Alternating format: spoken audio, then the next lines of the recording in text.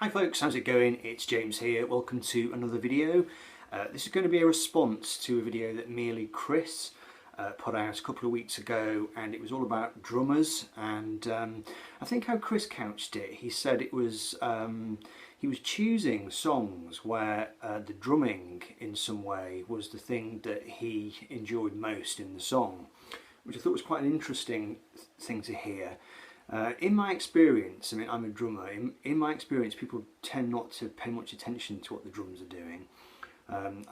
I've had countless gigs in the past where you kind of sweat yourself into a complete lather, and just work really hard. And at the end of the evening, people come up and they shake the guitarist's hand and they thank the singer, and you're kind of at the back just taking your drums down. Nobody pays you any attention. So it was quite nice to hear Chris doing that video. I picked 10 records just to show you and quickly talk about. I'm not going to spend too long on it. Not sure if the emphasis of my video is quite the same. It's quite rare that I will mainly like a song because of the drums, I mean, normally there'll be other things going on in the song that I like as well. But the ones I've chosen, they seem to, well, either they're ones which, in my past have meant a lot to me in terms of learning to play the drums, or just, cluing into what the drummer's doing and enjoying that, or they're just tracks that have some kind of conspicuous or impressive drumming performance. So okay, without further ado, let's just quickly get into this. So oh yeah, just one thing, I make absolutely no apology. I'm not particularly delving into any obscure bands or drummers here. That may well be a future video. I'm going to keep it quite obvious for the first instalment. Okay, so let's go with the most crashingly obvious drummer we can imagine, that being Keith Moon. And the song I'm going to go for Keith is the song I Can See for Miles, which has this amazing kind of cannon-like drum shots going off all the way through it. I mean, Keith would always play far too much, probably. I mean, there's questions have been raised in the past about how tasteful he was. He did have a habit of just playing balls to the wall all the way through a song and not necessarily playing for the song. But I think that's an example of a track where, what he does in that song, excuse me, is just so perfect. It's just so spectacular and lavish and just flash, full of pizzazz. He was really influenced by the old swing drummers, people like Gene Krupa, and I think he knew what he was doing on that track, and it just kind of lends it this great panoramic quality. It's a great track anyway. The whole sentiment of I Can See for Miles, it just creates these vistas stretching off into the horizon, and Keith really ups his game for that and turns in an absolutely blistering performance. So that's my first one. Okay, the second one I want to quickly talk about is the song LA Woman by The Doors, which contains a truly spectacular performance by the great John Densmore. There's lots and lots to enjoy in the drum track of this song. He was a jazz drummer, and the drums are very smooth in it. It's got this very kind of gliding feel. He plays this really kind of light ride cymbal pattern all the way through it, and it's like a kind of aircraft gently taking off at the beginning. It's just so smooth and silky, and it is an absolutely fantastic section in the middle where John leads the band into this gradually accelerating, because it all breaks down in the middle and then he builds it back up and it gets really gradually faster and faster, and he just kind of pulls the band along with him in his slipstream. It's just one of those great performances where, halfway through the song you suddenly realise that you're floating in midair, and he just had that great jazz drummer's way of lifting everything and just making everything very airborne. I couldn't do a drummer's video without mentioning the fantastic Charlie Watts. Charlie's style was quite basic. He kind of mainly played the same thing in every song, but once in a while, or more than once in a while, he would turn in a drum performance which truly made the song. And there's two examples I can think of off the top of my head, and they are, let's just find a picture of Charlie for you first. There he is.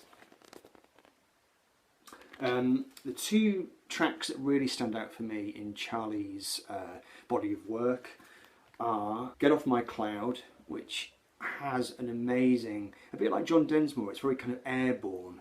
He starts playing that opening drum figure, and it just, there's no way that the musicians are not going to fall in behind him and turn in an absolutely belting performance. It's just an absolutely fantastic rock performance, full of energy, full of attitude and swagger.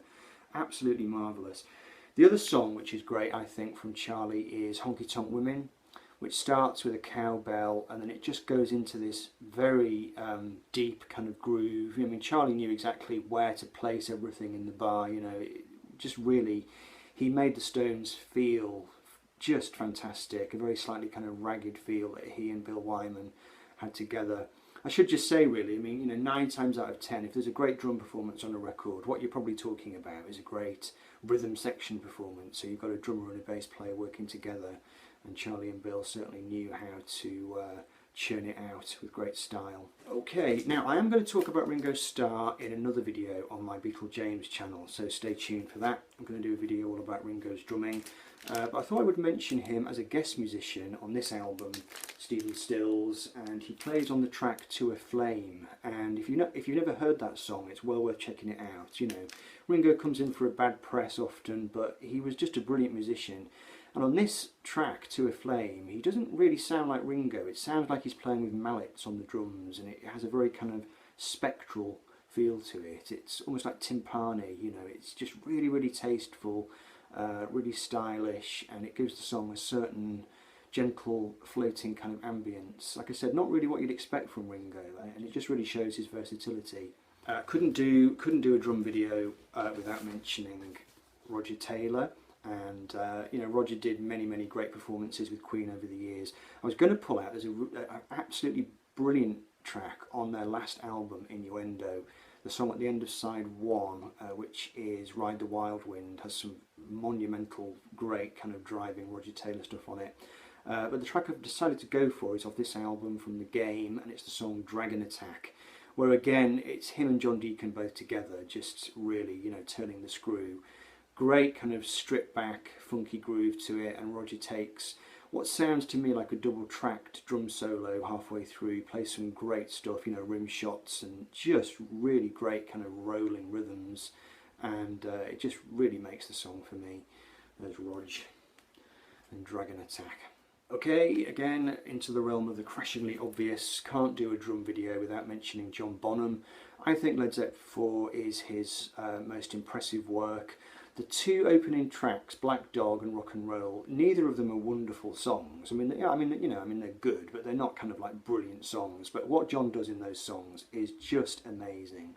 You've got the opening of Rock and Roll, you know, which he stole that from an old Little Richard song. I can't quite remember which one, and it just has this kind of mad punk rock energy almost. And he starts the song on a strange beat of the bar. He comes in halfway through a measure, and it's really, really difficult to imitate it. Anybody who tries to play that song, you know, often gets it wrong.